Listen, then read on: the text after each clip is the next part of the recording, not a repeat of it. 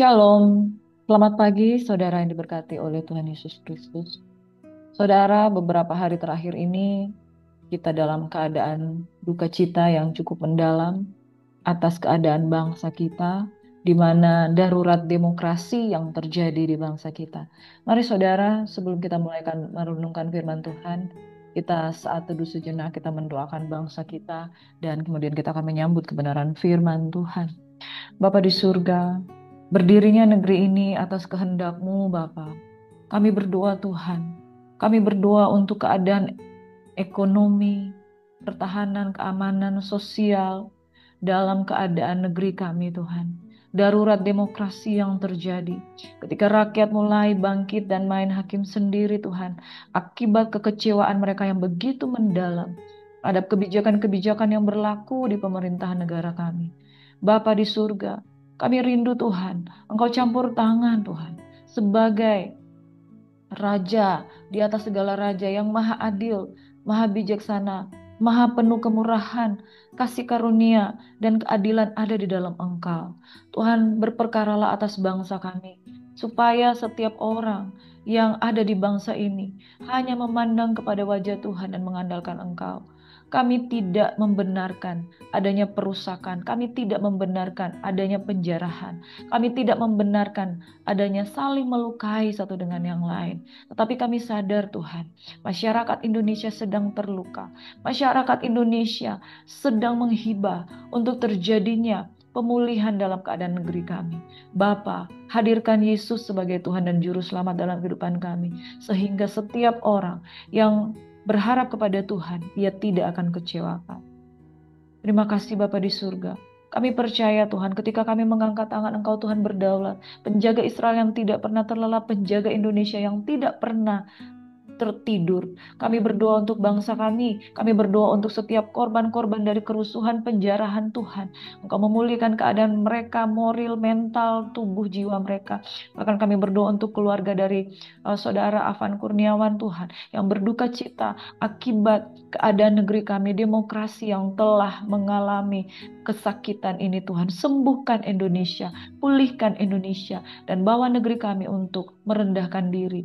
Dan umatku yang atasnya namaku disebut, merendahkan diri, berdoa, mencari wajahku, maka aku akan memulihkan keadaan negeri mereka. Dalam nama Tuhan kami Yesus Kristus, berbalik dari jalan-jalannya yang jahat, itulah yang dikehendaki oleh Tuhan. Kami boleh berbalik dari jalan-jalan yang jahat, maka Engkau akan menjanjikan pemulihan negeri kami. Bapa di surga, biarlah Yesus menjadi Tuhan dan Raja atas Indonesia. Di dalam nama Yesus Kristus Tuhan, Engkau pegang kendali atas negeri kami. Dalam nama Yesus, pemerintah, presiden, wakil presiden, anggota dewan Tuhan, yang sedang mengalami bagaimana goncangan demi goncangan ini, Tuhan, luruskan langkah kami, luruskan hati pemerintah kami, supaya Tuhan Engkau memulihkan keadaan kami. Dalam nama Yesus, Bapak, kami juga mau menyiapkan hati kami untuk mendengarkan sabda firman-Mu. Di dalam nama Yesus kami berdoa dan mengucap syukur. Amin. Bapak Ibu Saudara, kita akan membuka kitab suci kita pagi hari ini dari kitab Efesus. Efesus 1 ayat 15 hingga ayat yang ke-23. Saya suka di dalam ayat yang ke-18 dan kita baca bersama-sama. Dan supaya ia menjadikan mata hatimu terang, agar kamu mengerti pengharapan apakah yang terkandung dalam panggilannya, betapa kayanya kemuliaan bagian yang ditentukannya bagi orang-orang kudus. Bapak Ibu Saudara, ayat ini sangat luar biasa, merupakan satu ayat inti dari Efesus 1, dan supaya ia menjadikan mata hatimu terang. Artinya saudara, ada saat di mana mata hati kita gelap, tertutupi. Apa yang membuat mata hati kita gelap? Dosa. Apa yang membuat mata hati kita gelap? Ketika tidak ada Roh Kudus di dalam kehidupan kita.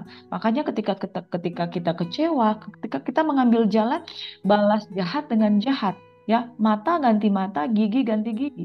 Tetapi orang yang mata hatinya terang, ada Roh Kudus di dalam kehidupannya. Buahnya tidak lain, tidak bukan adalah perbuatan roh, bukan perbuatan daging. Perbuatan daging telah nyata: percabulan, hawa nafsu, kecemaran, iri hati, perseteruan, perselisihan, dengki, Ya, saudara, kalau perbuatan daging menguasai hidup kita, saudara, selubung itu menutupi mata hati kita. Tetapi jikalau selubung itu diangkat, maka mata hati kita terang dan kita melakukan apa yang berkenan di hadapan Tuhan. Kita tidak akan mencuri, kita tidak akan menjara. Kalau kita sungguh-sungguh anak Tuhan, sekalipun bangsa kita di dalam keadaan tekanan, kita akan melakukan demo damai dan tidak akan mengalami kekecewaan. Kita berempati terhadap apa yang terjadi atas bangsa ini. Tetapi jikalau mata hati kita terang, maka kita tidak akan melakukan hal-hal yang bertentangan dengan firman. Mencuri itu bertentangan dengan firman. Tetapi kalau kita menyuarakan kebenaran, Tuhan juga berkehendak di dalamnya. Ketika Yesus mengalami tekanan, ya, penganiayaan, dibawa ke penjara, saudara, diperhadapkan dengan salib, dia tidak melakukan dosa apapun. Dan saudara, kemenangan ada di pihak orang-orang yang hidup di dalam takut akan Tuhan. Agar kamu mengerti pengharapan. Nah, saudara, kalau selubung itu diangkat, mata hati kita terang, kita akan mengerti pengharapan apa yang ada di dalam panggilannya. Kemuliaan yang ditentukan bagi orang-orang kudus itu kaya, saudara. Kemuliaan yang ditentukan bagi orang-orang kudus itu begitu mulia. Banyak orang Kristen yang sudah percaya Tuhan tapi belum menyadari kekayaan rohani. Kita sudah belajar dari Efesus 1 ayat 1 hingga 14 kekayaan rohani yang kita miliki di dalam Tuhan, bahwa kita diangkat menjadi anak, kita memiliki hak waris, kita menerima jaminan Roh Kudus dalam kehidupan kita. Banyak orang yang tidak menyadari itu, dan sekalipun dia sudah menerima Roh Kudus, dia tidak belajar hidup berdampingan dengan. Tapi kalau kita menyadari kekayaan rohani yang kita miliki, kita punya Roh Kudus, kita punya kuasa, kita punya karunia rohani, dan kita sudah ditentukan untuk menerima hak warisan itu. Amin. Untuk tinggal bersama dengan dia dalam kerajaannya. Sama seperti seorang yang mendapat warisan besar, tapi jikalau dia tidak mengerti isi surat warisannya, ia akan tetap seperti orang miskin. Nah, kita, mata hati kita perlu diterangi. Siapa kita di dalam Kristus, apa yang kita akan dapat di dalam Kristus, dan bagaimana kita hidup sebagai orang-orang yang di dalam Kristus. Ini penting, saudara. Siapa kita? Kita adalah anak raja. Apa yang akan kita terima? Kemuliaan, kekayaan yang dia sediakan. Bagaimana kita harus hidup? Kita harus hidup sebagai calon-calon pewaris kasih karunia, dan kita harus hidup untuk jangan mempermalukan dia. Sebaliknya, permuliakan dia. Firman Tuhan kita akan baca bersama. Mari kita mencari mengerti tentang kemuliaan apa yang Tuhan akan berikan dalam hidup kita. Karena itu, setelah aku mendengar tentang imanmu dalam Tuhan Yesus dan tentang kasihmu terhadap semua orang kudus, aku pun tidak berhenti mengucap syukur karena kamu, dan aku selalu mengingat kamu dalam doaku. Dan meminta kepada Allah Tuhan kita Yesus Kristus, yaitu Bapa yang mulia itu, supaya ia memberikan kepadamu roh hikmat dan wahyu untuk mengenal dia dengan benar. Dan supaya ia menjadikan mata hatimu terang agar kamu mengerti pengharapan apa yang terkandung dalam panggilannya. Betapa kayanya kemuliaan bagian yang ditentukannya bagi orang-orang kudus. Dan betapa hebat kuasanya bagi kita yang percaya. Sesuai dengan kekuatan kuasanya yang dikerjakannya di dalam Kristus dengan membangkitkan dia dari antara orang mati. Dan mendudukan dia di sebelah kanannya di sorga. Jauh lebih tinggi dari segala pemerintah dan penguasa dan kekuasaan dan kerajaan dan tiap-tiap nama yang dapat disebut, bukan hanya di dunia ini saja, melainkan juga di dunia yang akan datang. Dan segala sesuatu telah diletakkannya di bawah kaki Kristus. Dan dia telah diberikannya kepada jemaat sebagai kepala dari segala yang ada. Jemaat yang adalah tubuhnya, yaitu kepenuhan dia yang memenuhi semua dalam segala sesuatu. Bapak, Ibu, Saudara, kita butuh hikmat dan wahyu supaya mengalami ginosko, pengenalan yang benar akan Tuhan. Artinya, saudara, hikmat dan wahyu itu akan kita miliki. Kalau kita hidup dengan dia, bergaul dengan firman-Nya, maka pengenalan itu akan terjadi. Beberapa poin kita akan renungkan pada pagi hari ini, saudara. Yang pertama, iman dan kasih adalah bukti hidup dalam Kristus Yesus.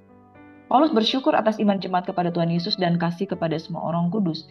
Sebab iman tanpa kasih itu kering. Kasih tanpa iman tidak punya dasar. Nah, saudara, bagaimana kita hidup mengenal dia kalau kita tidak punya iman? Kalau kita tidak punya kasih, kehidupan kita harus seimbang. Percaya kepada Tuhan dan dibuktikan dengan cara mengasihi sesama. Saudara, lampu dan listrik itu tidak akan bisa berjalan sendiri-sendiri. Iman itu seperti listrik, kasih itu seperti cahaya. Bukti dari iman yang kita miliki, sebab iman tanpa perbuatan adalah mati. Kalau iman tanpa kasih itu seperti iman tanpa perbuatan itu mati. Tanpa listrik, lampu tidak menyala. Tanpa cahaya, listrik itu sebenarnya tidak pernah kita manfaatkan. Amin. Bapak Ibu Saudaraku, iman dan kasih adalah bukti nyata. Iman dan perbuatan itu membuktikan bahwa benar sungguh orang ini mengenal Tuhan. Amin, Bapak Ibu Saudara yang diberkati. Poin yang kedua, mata hati yang cerah karena benar ada Roh Kudus di dalam dirimu. Paulus berdoa agar jemaat diberikan roh hikmat, roh wahyu untuk mengenal Allah dengan lebih dalam lagi. Kita perlu hikmat untuk hidup. Tapi sebelum kita memiliki hikmat, wahyu itu perlu kita terima. Wahyu itu adalah pengenalan dari surga, dari tempat yang maha tinggi. Ya, saudara, mengapa Saulus berubah menjadi Paulus? Dari penganiaya jemaat menjadi seorang yang berjuang demi jemaat Tuhan, demi Kristus. Karena dia menerima wahyu. Saudara, wahyu, dia menerima pencerahan. Dia menerima satu mandat dari sorga. Dia menerima satu message dari Tuhan. Orang yang tidak menerima apa-apa dari surga, dia tidak terkoneksi. Mata hati, kalau kita berbicara tentang mata hati, mata di dalam our human, inner human di dalam diri kita. Manusia batinnya yang paling dalam. Manusia batinialah yang mampu menerima wahyu daripada Tuhan. Berbicara tentang penglihatan rohani, berbicara tentang melihat jauh ke dalam, ya, dengan apa yang tidak kasat mata. Bukan sekedar pengetahuan akal budi kita karena kita baca buku. Saudara, nah 3 hal yang dapat dibukakan yaitu kita dapat mengerti apa sih itu pengharapan. Makanya Abraham dapat mengerti pengharapan dalam imannya sekalipun dia tidak melihat, dia dijanjikan akan melihat keturunannya akan seperti pasir di laut dan bintang di langit. Di saat dia belum menerima apa-apa, dia punya satu anak, yaitu Ishak, tapi dia punya pengharapan akan apa yang dia lihat di waktu yang akan datang. Nah, saudara, kalau mata hati kita dibutakan, kita tidak punya penglihatan jangka panjang di masa yang akan datang. Bahkan pada kekekalan kita akan dibutakan. Tapi kalau kita mata hati kita terang, kita mengerti pengharapan kita di surga. Apa yang akan kita tunggu? Kemudian kekayaan warisan Allah. Siapa yang percaya tentang kekayaan warisan Allah? Orang yang mata hatinya terang. Bahwa di dalam Tuhan, bahkan lantainya pun dari emas. Dan bukan soal kekayaan materi, tapi kekayaan surga. Bahwa engkau akan hidup selama-lamanya memerintah bersama Yesus sebagai Raja. Kebesaran kuasa Allah. Nah, saudara, kita butuh doa. Dan persekutuan itu mutlak, saudara, kita harus miliki. Supaya menerima wahyu. Hikmat, orang dunia saja punya hikmat. Orang dunia saja punya kebijaksanaan. Orang-orang dari bangsa lain, orang-orang dari agama lain itu punya hikmat. Tetapi persekutuan dengan Roh Kudus untuk menerima wahyu itu hanya dari perjumpaan pribadi dengan agar melihat hidup ini dari perspektifnya Tuhan, bukan hanya dari kacamata dunia. Semua orang tokoh-tokoh Alkitab pernah punya pengalaman mereka belum menerima wahyu.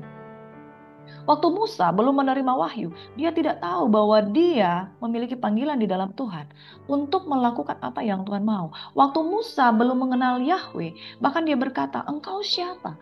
Lalu Tuhan berkata, Yahweh berkata, "Aku adalah aku." Sejak saat perjumpaan dia melihat Tuhan di semak belukar yang berapi bernyala, saudara. Maka kemudian dia mengalami satu perubahan paradigma. Orang yang menerima wahyu, ada momen di mana dia meninggalkan manusia lamanya yang tidak mengerti, masuk di dalam manusia yang memiliki pengertian ilahi tentang Tuhan. Saudara, Yakub pun, Yakub bertemu dengan Teofani. Ketika dia bertemu dengan Teofani, maka dia tidak membiarkan Teofani itu, kemuliaan Tuhan itu berlalu daripada dia. Makanya dia bergulat sampai kemudian dia mengalami perubahan pola pikir. Orang yang menerima wahyu pasti akan mengalami perubahan paradigma. Kenapa? Karena ketika dia mengalami wahyu, dia mengalami mata hatinya menjadi terang. Saudara, ketika Petrus berjumpa dengan Yesus, Yesus mengatakan, "Engkau akan menjadi penjala manusia, bukan menjadi penjala ikan." Ketika Saulus bertemu dengan Yesus, dia menjadi Paulus dan bukan lagi menjadi penganiaya jemaat. Saudara, ketika Andreas, Yakobus, Petrus, Yohanes, dan lain-lain bertemu dengan Yesus, mereka bukan lagi menjadi penjala ikan. Mereka bukan lagi menjadi orang-orang tukang kayu dan lain sebagainya, tetapi mereka menjadi orang-orang yang diubahkan. Orang yang menerima wahyu, menerima juga hikmat. Orang yang menerima hikmat dan wahyu, mereka akan mengalami pengenalan Tuhan yang lebih dalam. Orang yang menerima hikmat dan wahyu, mata hatinya terang oleh Roh Kudus. Dia akan melihat pengharapan panggilan Tuhan, kekayaan warisan Allah, kebesaran kuasa Allah. Itu sebabnya sekalipun dia masih hidup di dunia ini, tetapi dia belajar mencukupkan diri dengan apa yang ada padanya, sehingga dengan mata hatinya yang terang, maka dia dapat melayani Tuhan dengan luar biasa. Karena pengharapan itu yang membuat dia kuat. Raja Daud memiliki pengharapan, oleh sebab itu dia bertahan di Adulam, di gunung batu keluputan, dan kemudian dia mengalami bagaimana dia diangkat menjadi raja. Indah pada waktunya. Segala sesuatu Tuhan akan buat indah pada waktu. Yang ketiga, Bapak Ibu Saudara, kuasa kebangkitan Kristus dalam hidup orang percaya. Kuasa Tuhan yang bekerja dalam diri kita adalah kuasa yang sama yang membangkitkan Kristus dari kematian. Jikalau kuasa Tuhan yang bekerja di dalam kita adalah kuasa yang sama untuk membangkitkan, maka saudara, dosa, kuasa gelap, dan segala apapun yang ada di dunia ini tidak lebih berkuasa daripada kuasa kebangkitan yang Tuhan berikan di dalam kehidupan kita. Itu sebabnya kita punya alasan untuk tidak hidup dalam ketakutan. Dalam menghadapi masalah, kuasa kebangkitan juga ada pada kita. Bapak Ibu Saudara, masalah yang dihadapi Indonesia pada saat ini, Saudara, beberapa kota mengalami bagaimana ketakutan yang mencekam karena ada oknum-oknum yang menusuk, provokasi yang terjadi di tengah-tengah demo damai. Ada demo yang sebetulnya dengan hati nurani yang murni dari adik-adik mahasiswa yang mereka mau bergerak untuk memperjuangkan hak rakyat. Tetapi ada intimidasi, ada provokasi yang menjurus, yang membuat demo damai itu berubah situasinya, mengakibatkan orang-orang ketakutan. Ada orang-orang yang mau pulang dari kantor menuju ke rumah, mereka pun diterjebak di dalam demo yang sudah kacau, dan kemudian mereka menjadi korban. Harta benda mereka kemudian diserang oleh segala sesuatu.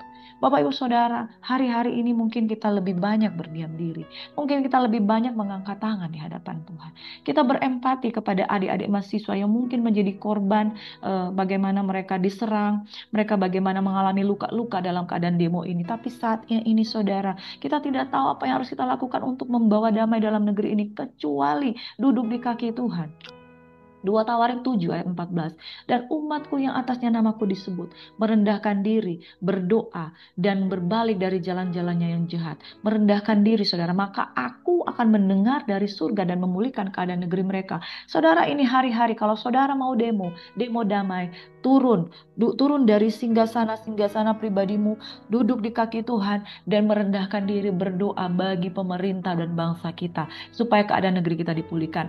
Anak-anak kita, adik-adik kita yang mau ke sekolah itu terancam. Ketakutan ada di dalam kehidupan mereka. Tidak berani keluar rumah karena di mana-mana ada demo, di mana-mana terjadi pencurian, dan orang-orang yang tidak selayaknya menjadi korban, mereka juga mengalami keadaan yang menjadi korban. Bapak Ibu Saudara, kita jangan takut, tetapi larilah kepada Tuhan di gunungnya Tuhan.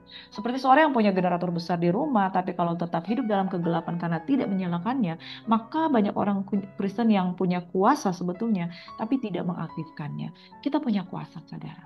Kuasa kebangkitan untuk mengubahkan bangsa kita, paling tidak di rumah kita masing-masing. Kita mengalami kuasa kebangkitan. Saudara duduk di kaki itu. Indonesia sedang darurat demokrasi. Hari ini saudara, serahkan hidup kepada Tuhan, maka Ia akan bertindak.